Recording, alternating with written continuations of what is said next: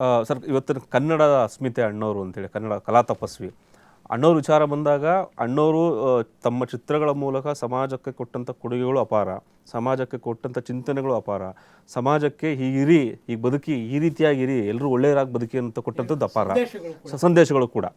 ಅದ್ರ ಜೊತೆಗೆ ಅಣ್ಣವರು ಚಿತ್ರರಂಗಕ್ಕೆ ಕೊಟ್ಟಂಥದ್ದು ಏನು, ಈ ಒಂದು ಈ ಚಿತ್ರರಂಗಕ್ಕೆ ಸಂಬಂಧಪಟ್ಟಂಥ ಒಂದಷ್ಟು ವಿಚಾರಗಳನ್ನ ಹೇಳಿದ್ದಂಥದ್ದು, ಅದ್ರ ಬಗ್ಗೆ ನಾವು ಮಾತಾಡೋದಾದ್ರೆ ಪಾರ್ವತೇಶ್ ಸರ್. ಈಗ ಕನ್ನಡ ಸಿನಿಮಾ ಉದ್ಯಮದ ಬೆಳವಣಿಗೆಯಲ್ಲಿ ರಾಜ್ಕುಮಾರ್ ಅವರ ಒಂದು ಪಾತ್ರ, ಅದನ್ನು ಖಂಡಿತ ಚರ್ಚೆ ಮಾಡ್ಬೋದು ನಾವು. ನೋಡಿ, ಅವರು ಕೆರಿಯರ್ ಉದ್ದಕ್ಕೂ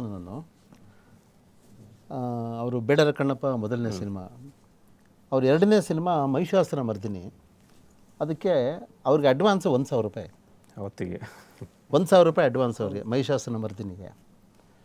ಗೀತಾಪ್ರಿಯ ಅವರು ಮಣ್ಣಿನ ಮಗನ ಮೇಯರ್ ಮುತ್ತಣ್ಣ ಅಂತ ಕಾಣುತ್ತೆ, ಮೇಯರ್ ಮುತ್ತಣ್ಣ 101 ರೂಪಾಯಿ ಅಡ್ವಾನ್ಸ್ ಅವ್ರಿಗೆ. ಅಂದರೆ ಅವ್ರದ್ದು ಕಾಲ್ ಶೀಟ್ ತಗೊಳ್ಳುವಾಗ ರಾಜ್ಕುಮಾರ್ ಅವರು ಅವರ ಕೆರಿಯರ್ನ ಉದ್ದಕ್ಕೂ ಅವ್ರದ್ದು ಹೋಮ್ ಪ್ರೊಡಕ್ಷನ್ ಶುರು ಆಗೋದಕ್ಕೆ ಮೊದಲು, ಅಂದರೆ ಈ ಶಂಕರ್ ಗುರು ಸಿನಿಮಾ ಇವೆಲ್ಲ ಆದ ನಂತರ ಅವರು ಸ್ವಂತ ಪ್ರೊಡಕ್ಷನ್ ಮಾಡಿದ್ರು. ಅವರು ಅಲ್ಲಿಯ ತನಕ, ಅಂದರೆ 150ನೇ ಸಿನಿಮಾ ಗಂಧದ ಗುಡಿ ಸಿನಿಮಾ ಬರುವ ತನಕ ನಿರ್ಮಾಪಕರಿಗೆ ಕೈಗೆಟುಕುವ ರೀತಿಯಲ್ಲೇ ಇದ್ದರು. ಅಂದರೆ ಅವರು ನಟ ಸಾರ್ವಭೌಮ, ರಸಿಕರ ರಾಜ, ಕೋಟ್ಯಾಂತರ ಜನರ ಆರಾಧ್ಯ ದೈವ, ಜನಪ್ರಿಯ ಕಲಾವಿದ ಆಗಿದ್ದಾಗ್ಲೂ ಅವರ ಕಾಲ್ ಶೀಟ್ ಇದೆಯಲ್ಲ, ದರ, ಅದು ಶುಲ್ಕ ಏನು ಅವ್ರು ವಿಧಿಸ್ತಾ ಇದ್ದರು, ಒಬ್ಬ ಸಾಧಾರಣ ನಿರ್ಮಾಪಕನಿಗೆ ಕೈಗೆಟುಕುವ ರೀತಿಯಲ್ಲಿ ಇರ್ತಿತ್ತು. ಸಾಮಾನ್ಯ ಅವ್ರ ಕಾಲ್ ಶೀಟ್ಗಳು 2 ವರ್ಷ 3 ವರ್ಷ. ಈಗ ನೀವು ಒಬ್ಬ ನಿರ್ಮಾಪಕ ಆಗಿ ಹೋಗಿ ನೀವು ಕಾಲ್ ಶೀಟ್ ಕೇಳಿದರೆ ಇಂದಿಂದ ಆಚೆ 3 ವರ್ಷದ ನಂತರ ನಿಮಗೆ ಕಾಲ್ ಶೀಟು 30 ದಿನದ್ದು ಇವಾಗಲೇ ಕೊಡ್ತಿದ್ರು. ಅವತ್ತಿಗೂ ನಿಮಗೆ ಅವ್ರ ಹೈಯೆಸ್ಟ್ ಬಹುಶಃ ಒಂದು 25,000 40,000 ತೊಗೊಂಡಿರ್ಬೇಕು. ಬಂಗಾರದ ಮನುಷ್ಯ 40,000 ರೂಪಾಯಿ ಸಂಭಾವನೆ ರಾಜ್ಕುಮಾರ್ ಅವರು. ಅಂದರೆ ಅವರು 212 ಸಿನಿಮಾನ ಮಾಡಿರಬೇಕು. ಅವರು 150 ಸಿನಿಮಾಗಳು ತನಕನೂ ಅವರ ಕಾಲ್ ಶೀಟು ಬಹಿರಂಗ ಎಲ್ಲರಿಗೂ ಸಿಗ್ತಾ ಇತ್ತು, ಮತ್ತು ಅದು ಕೈಗೆಟುಕುವ ರೀತಿಯಲ್ಲಿ ಇರ್ತಾ ಇತ್ತು ನಿರ್ಮಾಪಕರಿಗೆ. ಅಂದರೆ ಇಂಡಸ್ಟ್ರಿಯ ಬೆಳವಣಿಗೆಯಲ್ಲಿ ಒಬ್ಬ ಜನಪ್ರಿಯ ಕಲಾವಿದ ಜನರನ್ನು ಮನರಂಜನೆ ಕೊಟ್ಟಿದ್ದು ಮಾತ್ರ ಅಲ್ಲ, ತನ್ನ ಅಭಿಮಾನಿ ದೇವರುಗಳು, ನಿರ್ಮಾಪಕ ಅನ್ನದಾತ, ಅವರು ನಿರ್ಮಾಪಕನ ಅನ್ನದಾತ ಅಂತ ಹೇಳ್ತಾ ಇದ್ರು. ಅವರು ಒಬ್ಬ ನಿರ್ಮಾಪಕನಿಗೆ ನಷ್ಟ ಆಯಿತು ಅಂತ ಗೊತ್ತಾದರೆ ಸುಮಾರು ಒಂದು 15-20 ಸಿನಿಮಾಗಳಿಗೆ ಅವರು ಇನ್ನೂ ಕಡಿಮೆ ಹಣ ತೊಗೊಂಡು ಕಾಲ್ ಶೀಟ್ ವಾಪಸ್ ಕೊಟ್ಟಿದ್ದಾರೆ ಅವ್ರಿಗೆ. ಅಂದರೆ ನೋಡಪ್ಪ, ನನ್ನ ಸಿನಿಮಾ ಮಾಡಿದೆ, ಅದು ಅಷ್ಟು ಹಣ ಬರಲಿಲ್ಲ ಅಂತ ನನಗೆ ಗೊತ್ತಾಗಿದೆ, ನೀನು ಇನ್ನೊಂದು ಸಿನಿಮಾ ಮಾಡು, ನಾನು ಕಡಿಮೆ ಹಣ ಕೊಡು, ಬಟ್ ನೀನು ಸಿನಿಮಾ ಮಾಡು ನೀನು. ಸರ್, ಆ ಥರ ಮಾಡಿದ್ದ ಉದಾಹರಣೆಗಳು ಖಂಡಿತ ಬಹಳಷ್ಟು ಇದೆ. ಸೊ ಹಾಗಾಗಿ ಯಾವ ಉದ್ಯಮ ತನ್ನನ್ನು ಬೆಳೆಸ್ತೋ ಆ ಉದ್ಯಮವನ್ನು ತಾನೂ ಕಾಪಾಡೋದಿದೆಯಲ್ಲ, ಅಂದರೆ ಒಂದು ರಿಟರ್ನ್ ಫೇವರ್ ಮಾಡೋದು ಅಂತೇಳಿ. ನೀವು ಒಬ್ಬರಿಂದ ಉಪಕೃತನಾದಾಗ ಹೌದೌದು, ಈ ಒಂದು ಮೌಲ್ಯ ರಾಜ್ಕುಮಾರ್ ಅವರಲ್ಲಿ ಇತ್ತು. ಇದು ಭಾಳ ದೊಡ್ಡ ಮೌಲ್ಯ ಇದು.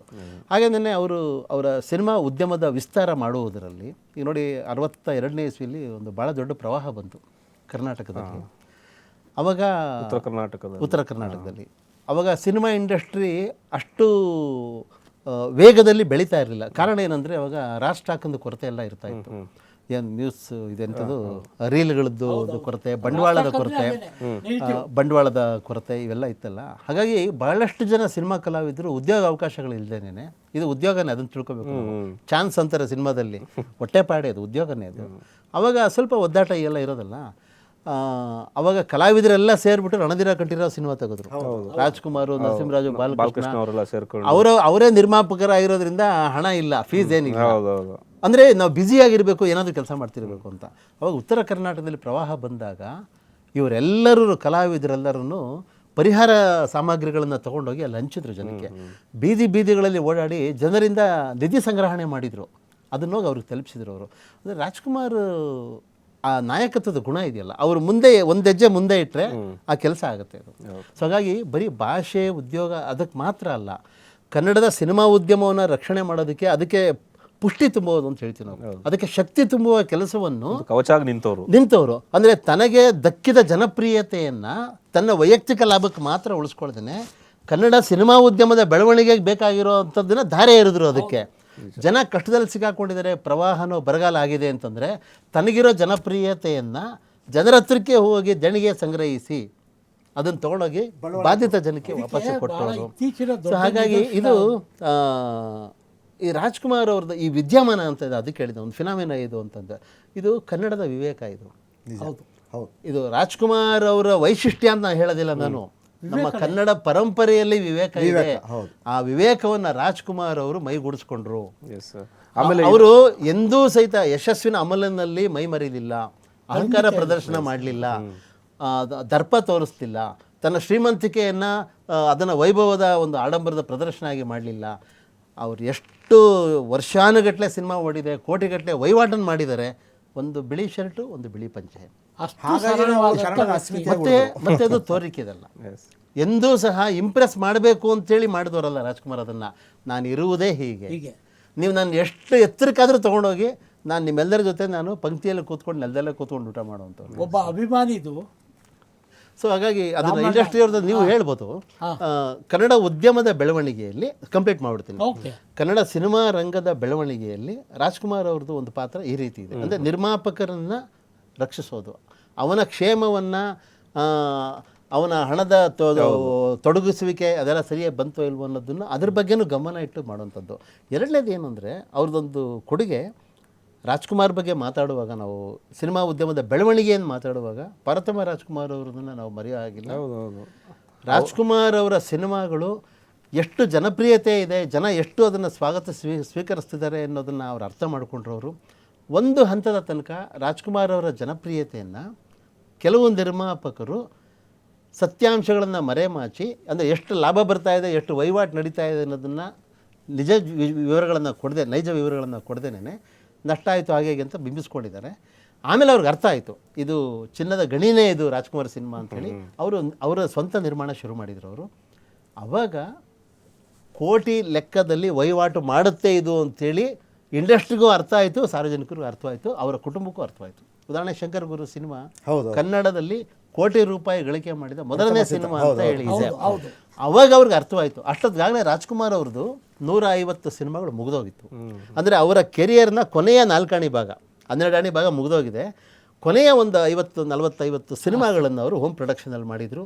ಆಮೇಲೆ ಅದನ್ನು ಅವರು ಎಲ್ಲವನ್ನೂ ಏನೋ ತನ್ನ ಸ್ವಂತಕ್ಕೆ ಇಟ್ಕೊಂಡ್ರು ಅಂತಲ್ಲ. ಅವರ ಜನಪ್ರಿಯತೆಯನ್ನು ಅನಾಥಾಶ್ರಮಗಳು, ಅಂಧರ ಶಾಲೆಗಳು, ವೃದ್ಧಾಶ್ರಮಗಳಿಗೆ ಅವ್ರು ಎಷ್ಟು ಕೋಟಿ ಹಣಗಳನ್ನು ಅವರು ಸಂಗ್ರಹಿಸಿ ಕೊಟ್ಟಿದ್ದಾರೆ. ಅದಕ್ಕೆ ಅವರು ಎಂದೂ ಅದನ್ನು ಅವ್ರು ಹೇಳ್ಕೊಳ್ಳಿಲ್ಲ ಅವ್ರ ಹೆಗ್ಗಳಿಕೆ ಅಂತೇಳಿ. ಸೊ ಈ ಥರದ ವೈವಿಧ್ಯಮಯ ವಿದ್ಯಮಾನಗಳಿದೆ. ಒಂದೇ ಒಂದು ರಾಜ್ಕುಮಾರ್ ಅವ್ರ ಬಗ್ಗೆ ನಾನು ಹೇಳಿ ನಮ್ಮ ಸ್ನೇಹಿತರಿಗೆ ಅವಕಾಶ ಕೊಡ್ತೀನಿ. ಇಷ್ಟು ಅಗಾಧವಾದ ಜನಪ್ರಿಯತೆ, ದೊಡ್ಡ ದೊಡ್ಡ ಸಿನಿಮಾಗಳು, ಸೂಪರ್ ಹಿಟ್ ಸಿನಿಮಾಗಳು, ಜನರ ಅಭಿಮಾನ, ಇದೆಲ್ಲದರ ನಡುವೆ ರಾಜ್ಕುಮಾರ್ ಅವರು ಬೇರೆ ಕಲಾವಿದರು ಬೆಳೆಯೋಕ್ಕೆ ಬಿಡಲಿಲ್ಲ. ಅವ್ರನ್ನ ತುಳಿದ್ರು ಅಂತನೋ ಬದಿಗೆ ಸರಿಸಿದ್ರು ಅಂತಲೂ ಕೆಲವರು ಕುಹಕ ಮಾತಾಡ್ತಾರೆ. ಅವರು ಒಂದು ಅಂಕಿಅಂಶ ಹೇಳಿ ನಾನು ಮುಗಿಸ್ತೀನಿ ಈ ಮಾತನ್ನು. ರಾಜ್ಕುಮಾರ್ ಅವರು ಸಿನಿಮಾ ಕೆರಿಯರ್ ನಿಲ್ಲೋ ಅಷ್ಟರಲ್ಲಿ ಸುಮಾರು 200 ಸಿನಿಮಾಗಳನ್ನ ಮಾಡಿದರು. 2202 ಸಿನಿಮಾ. 2000 ಆ ಇಸ್ವಿ ಆಜುಬಾಜಿನಲ್ಲಿ ಕನ್ನಡ ಸಿನಿಮಾ ರಂಗದಲ್ಲಿ 2000 ಸಿನಿಮಾಗಳು ಬಂದಿದ್ವು ಅಷ್ಟೊತ್ತಿಗೆ. ಅಂದರೆ 1935ರಲ್ಲಿ ಸತಿ ಸುಲೋಚನ ಮೊದಲನೇ ಸಿನಿಮಾ. 2000ನೇ ಇಸ್ವಿ ಅಷ್ಟರಲ್ಲಿ ಕನ್ನಡ ಚಿತ್ರರಂಗ ಒಟ್ಟು 2000 ಸಿನಿಮಾಗಳನ್ನು ನಿರ್ಮಾಣ ಮಾಡಿತ್ತು. ಈ ಕರ್ನಾಟಕದ ಕನ್ನಡ ಸಿನಿಮಾಗಳು 2000 ಸಿನಿಮಾಗಳ ಪೈಕಿ ರಾಜ್ಕುಮಾರ್ ನಟಿಸಿದ್ದು ಕೇವಲ 200 ಸಿನಿಮಾ, ಅಂದರೆ 10%. ಇನ್ನು 1800 ಸಿನಿಮಾದ ಹೀರೋಗಳು ಬೇರೆಯವರಾಗಿದ್ದಾರೆ. 90% ಸಿನಿಮಾಗಳಲ್ಲಿ ಹೀರೋಗಳು ಬೇರೆಯವರಾಗಿದ್ದಾರೆ.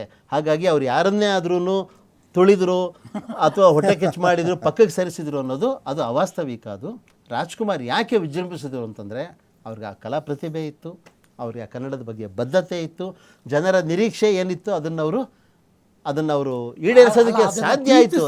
ಅದೆಲ್ಲ ಸಾಧ್ಯ ಆಯಿತು. ಅದರಿಂದ ರಾಜ್ಕುಮಾರ್ ಸೂಪರ್ ಸ್ಟಾರ್ ಆದರು, ಕನ್ನಡದ ಅಸ್ಮಿತೆ ಆದರು. ಸರ್, ಕಾರ್ಯಕ್ರಮದ ಕೊನೆಯ ಹಂತದಲ್ಲಿದ್ದೇವೆ, ಹೇಳಿ ಸರ್. ಹೇಳಿ.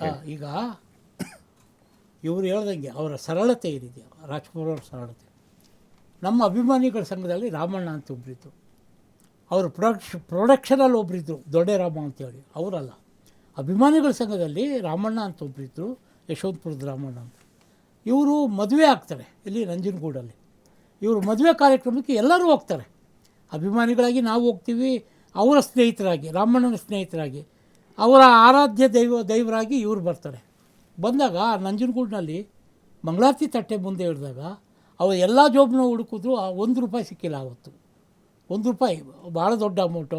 ₹1 ಆ ₹1 ಸಿಕ್ಕಿಲ್ಲ. ಯಾರು ಪಕ್ಕದಲ್ಲಿದ್ದರೋ ₹10 ಕೊಟ್ಟಾಗ ಅದನ್ನು ಮಂಗಳಾರತಿ ತಟ್ಟೆಗೆ ಹಾಕ್ತಾರೆ. ಅಂದರೆ ಅವರ ಅಷ್ಟು ಸರಳತೆ, ಅವರ ಇದಕ್ಕೆ ಜೋಬಿರಲಿಲ್ಲ.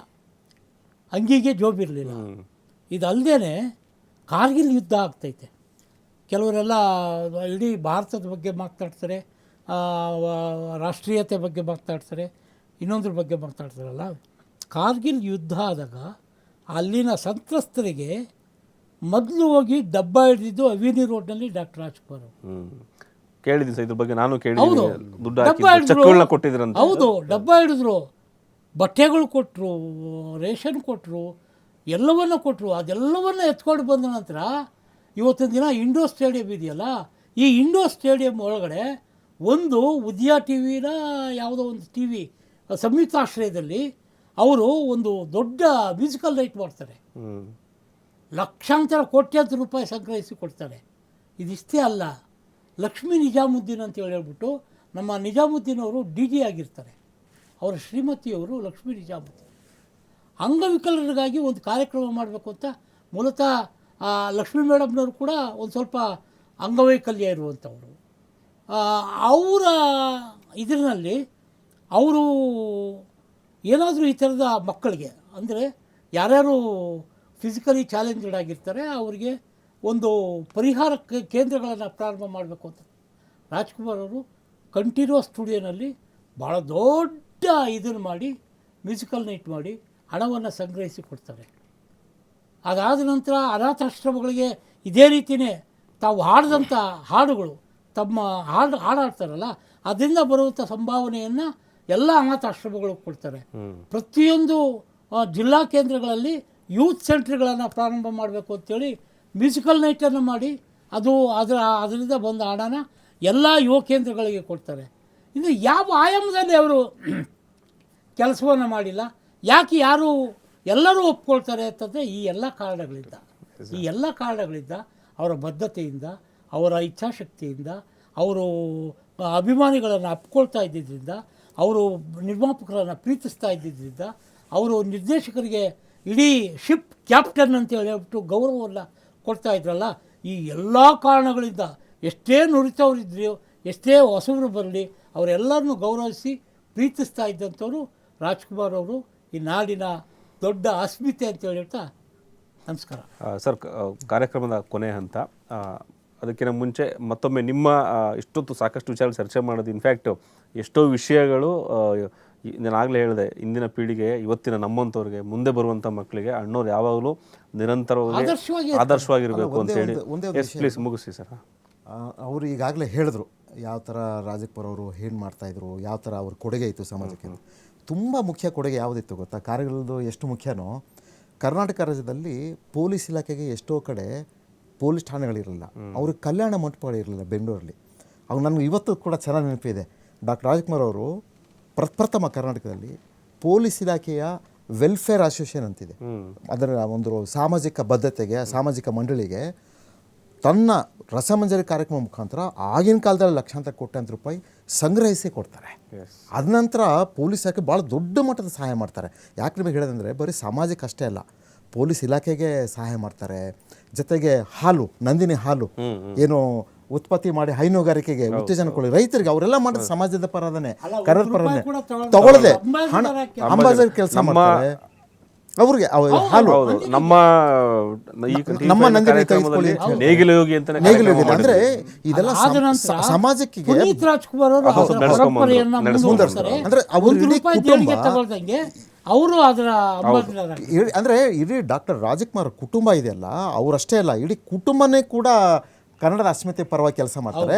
ಇಡೀ ನಾಡಿನ ಪರವಾಗಿ ಕನ್ನಡದ ಅಸ್ಮಿತೆ, ಕನ್ನಡಿಗರ ಅಸ್ಮಿತೆಯಾಗಿ, ನಾಡಿನ ಅಸ್ಮಿತೆಗೆ ದುಡಿದಂತಹ ಮತ್ತು ಎಲ್ಲರನ್ನ ಅದನ್ನು ಕೆಲಸಕ್ಕೆ ಹಚ್ಚಿದಂಥ ಏಕೈಕ ವ್ಯಕ್ತಿ ಡಾಕ್ಟರ್ ರಾಜ್ಕುಮಾರ್ ಅವರು ಮಾತ್ರ. ಆಮೇಲೆ ಒಂದು ಈ ಸಂದರ್ಭ ಹೇಳ್ತೀನಿ, ಡಾಕ್ಟರ್ ರಾಜ್ಕುಮಾರ್ ಅವರಿಗೆ ಏನು ಕಣ್ಣು ತೆಗೆದುಕೊಂಡು ಹಾಕುವಂಥ ಸಂದರ್ಭ ಇದೆಯಲ್ಲ, ಆ ವ್ಯಕ್ತಿ ಇವತ್ತು ಕೂಡ ನಿಮ್ಮ ನಡುವೆ ಓಡಾಡ್ತಾ ಇದ್ದಾರೆ. ಹೌದು, ಅಲ್ಲ, ಆ ವ್ಯಕ್ತಿ ನಮ್ಮ ಸಂಸ್ಥೆಗೂ ಕೂಡ ಬಂದು ಹೋಗ್ತಾರೆ. ನಾನು ಹೇಳಂಗಿಲ್ಲ, ಅಂದ್ರೆ ನಾನು ಅದನ್ನ ನೋಡಿದಂಥ ಒಂದು ಭಾಗ್ಯ ನನಗೆ. ದಯವಿಟ್ಟು ಇದನ್ನ ಎಲ್ಲೂ ಹೇಳಬೇಡಿ, ಇದರ ಅವಶ್ಯಕತೆನೂ ಇಲ್ಲ. ಆಮೇಲೆ ರಾಜ್ಕುಮಾರ್ ಕಣ್ಣು ಅಂತ ಹೇಳಿ ನಮ್ಮಂತ ಅಭಿಮಾನಿಗಳು ಹೋಗಿ ಆ ಕಣ್ಣನ್ನೇ ಕಿತ್ಕೊಳ್ಳೋ ಸಾಧ್ಯತೆ. ಅದಲ್ಲ, ಯಾಕೆ ಹೇಳಿದೆ ಅಂದ್ರೆ, ಬೇಡ, ಅವಶ್ಯಕತೆ ಇಲ್ಲ. ನನಗೆ ಈ ಸಂದರ್ಭದಲ್ಲಿ ಆ ಒಂದು ಅವರ ನೈಪುಣ್ಯತೆ ಮತ್ತು ಮಾಡಿದಂಥ ಕೆಲಸಗಳಿದೆಯಲ್ಲ, ಸಮಾಜಕ್ಕೆ, ಸಮಾಜದ ಬದ್ಧತೆ ಮತ್ತು ಕನ್ನಡದ ಬದ್ಧತೆಯಾಗಿ ಅದು ಸಾಮಾಜಿಕವಾಗಿ ಮಾಡಿದಂಥ ಕೆಲಸಗಳು ನಿಮ್ಮ ನಡುವೆ ಬೇರೂರಿದೆ, ಅದು ನಿರಂತರವಾಗಿರುತ್ತೆ. ಆ ಒಂದು ಕೆಲಸ ನಾವು ಎಲ್ಲರೂ ಸೇರಿ ಮುಂದುವರಿಸ್ತೀವಿ ಅಂಥೇಳಿ ಈ ಸಂದರ್ಭ ಹೇಳ್ತೀನಿ. Thank you sir. ಇವತ್ತಿನ ಕಾರ್ಯಕ್ರಮಕ್ಕೆ ತಾವು 3 ಜನ ಬಂದು ಇಷ್ಟೊತ್ತವರೆಗೂ ಮಾತಾಡಿದ್ರಿ. ನಿಜಕ್ಕೂ ಭಾಳ ಖುಷಿ ಇದೆ. ನೀವು ಅಣ್ಣವ್ರ ಹತ್ರದಿಂದ ಕಂಡಂಥವ್ರು, ಅವರ ಹೋರಾಟಗಳಲ್ಲಿ ಭಾಗಿಯಾದಂಥವ್ರು, ಅವ್ರ ಬಗ್ಗೆ ತಿಳ್ಕೊಂಡಂಥವ್ರು, ನಮ್ಮ ಈ TV5ನ ಕಾರ್ಯಕ್ರಮದ ಅಭಿಯಾನಕ್ಕೆ ಭಾಗಿಯಾಗಿದ್ದಕ್ಕೆ 3 ಜನಕ್ಕೆ ಮತ್ತೊಮ್ಮೆ TV5 ಕಡೆಯಿಂದ ಧನ್ಯವಾದಗಳು ಅರ್ಪಿಸ್ತೇನೆ ಸರ್. ಧನ್ಯವಾದಗಳು. Thank you. ನಮಸ್ಕಾರ. ವೀಕ್ಷಕರು ನೋಡಿದ್ರಲ್ಲ, ಇದು ಈ ವಾರದ ವಿಶೇಷ ಕಾರ್ಯಕ್ರಮ ಕನ್ನಡ ಕಲಾ ತಪಸ್ವಿ. ಕನ್ನಡದ ಅಸ್ಮಿತೆಯಾಗಿ ಕನ್ನಡಕ್ಕಾಗಿ ಅಣ್ಣವರು ಕೊಟ್ಟಂಥ ಕೊಡುಗೆ, ಭಾಷೆಗೆ ಅಣ್ಣವರು ಕೊಟ್ಟಂಥ ಕೊಡುಗೆ, ಕನ್ನಡ ನೆಲ ಜಲ ಭಾಷೆ ವಿಚಾರಗಳು ಬಂದಾಗ ಯಾವಾಗಲೂ ಸದಾ ಮುಂದೆ ನಿಲ್ತಾ ಇದ್ದಂಥ ವ್ಯಕ್ತಿತ್ವ. ಈ ಥರದ ವಿಶೇಷ ಕಾರ್ಯಕ್ರಮಗಳ ಮೂಲಕ ಮತ್ತೆ ಮುಂದಿನ ವಾರ ಭೇಟಿ ಆಗ್ತೀನಿ. ಅಲ್ಲಿವರೆಗೂ ನೋಡ್ತಾ ಇರಿ TV5, ಇದು ವಾಸ್ತವದ ಪ್ರತಿರೂಪ.